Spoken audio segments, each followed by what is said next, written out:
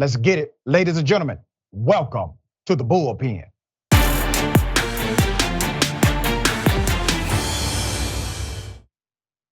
She's back. We have Dr. Tiffany Lloyd, known as Dr. Tiff by everyone. Remarkable individual, social scientist, beautiful inside and out. Always good to have you on the show. How are you? Thank you. I'm good. How are you? Doing quite well. Now, I'm doing even better because I'm seeing the implosion of the Republican Party, and rightfully so, for backing a serial liar, for allowing the destruction of the nation, while at the same time telling us that we're wrong, that somehow those on the left are just wrong about Donald Trump. Now they're saying, no, we were actually right. So we're gonna talk about Chris Christie and his campaign and what Trump is saying about him and what he's saying about Trump. And then let's get into the Donald Trump dynamic where Trump fights himself almost every day. So what are your thoughts? What's your sentiment about Chris Christie and his campaign being completely adversarial to Donald Trump?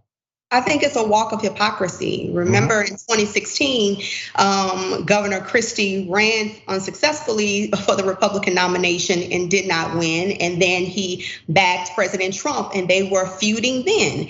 And then after that, President Trump hired him. And then what happens? President Trump fires him and his transition team. And then Governor Christie said it's due to bad blood because of Trump's son-in-law, Jared Kushner. Yep. Now he's saying that Trump is a bully on the schoolyard, if you will. Now they are fat shaming each other. But then what is interesting is that Governor Christie, and I quote, he said, if we are people of faith, then one of the cornerstones of faith is character. I question, will Governor Christie have this same mindset if he doesn't get the Republican nomination and President Trump does? Will he go back to backing Trump? Because he said a lot of bad things about Trump when he was running against Trump in 2016. So I question, are you just saying this because you're running against him and you are now enemies? Are you gonna have a different tune if President Trump is the Republican nominee? Because believe it or not, President Trump still has a strong base. Yeah, you make a great point, and I actually caught this also when he made that impromptu speech about character. And wait a minute, sir, you hand-delivered Donald Trump. You took out Rubio on his behalf. You were the leader of the transition team. You wanted a position of power. You did not get it. You were basically silent for years, telling us we were wrong about Donald Trump. But you hit something quite fascinating. I want to explore it for a moment. Everybody talked against Donald Trump in 2016.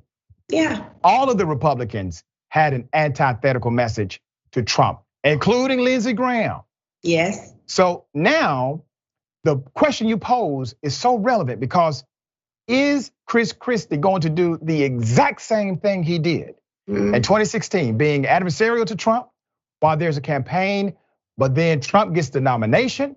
And all of a sudden, Trump is a Christian evangelical, right? So how do you think this plays in the context of Republican voters trusting Chris Christie at any level?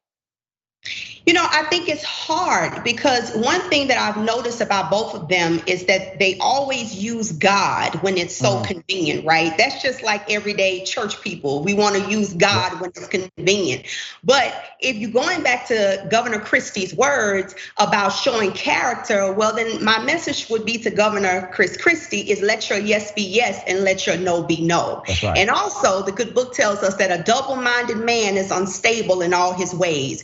So the American people are watching you. How can we trust you if 1 minute you are attacking Trump, but then when President Trump is now in the forefront, then you come back and endorse him? This seems like this is a pattern of Governor Christie. So it's hard for the American people to trust you when you're not consistent in what you're saying.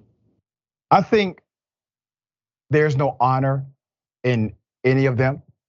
I don't think there's honor in Christie. I don't think there's honor in Donald Trump. I believe these individuals have mechanisms of power.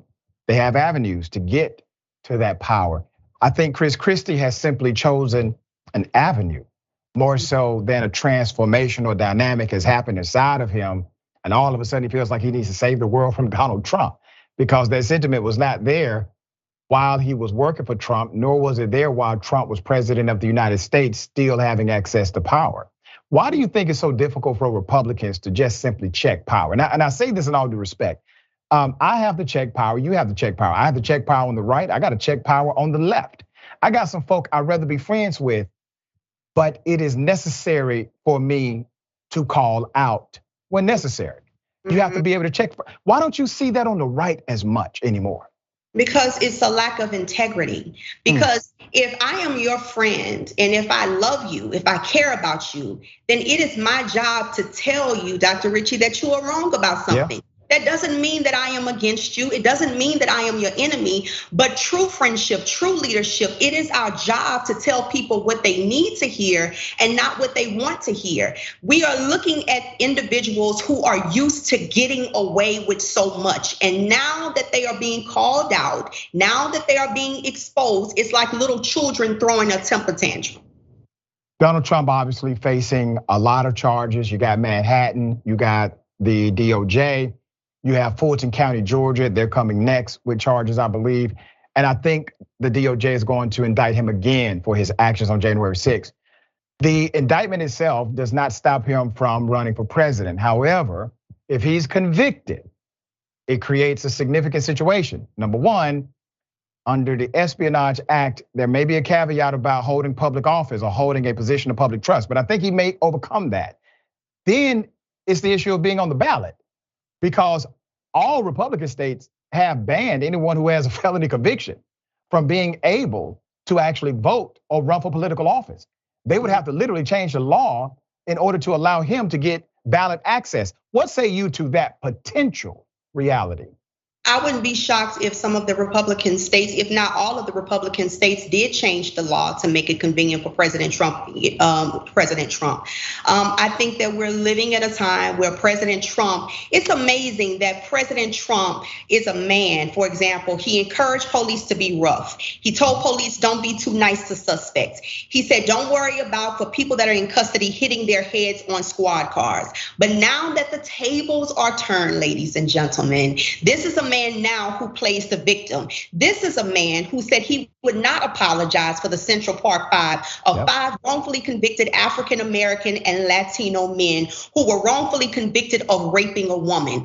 But now, ladies and gentlemen, under the sound of my voice, for this man to be the first president in our nation's history to be indicted on charges, now he is the victim. He didn't care. Now he's criticizing the police, but before then, he was telling police officers to not be nice to suspects. What happened to not having cruel and unusual punishment? So I say that I would not be surprised if Republican states like Texas, Kentucky, the states of Florida would not change laws that would make it convenient for them. So fascinating and honestly so true. Dear sister, always a pleasure having you on the program. Thank you for all you continue to do to advocate for communities who need it. How can people follow you, check out your great work? You can follow me on Instagram at tiffany.m.lloyd. You can follow me on Facebook at Dr. Tiffany M. Lloyd, and subscribe to my YouTube channel at Jesus and Justice with Dr. Tiff. Thank you so much. Thank you. Looking forward to have you back. Thank you.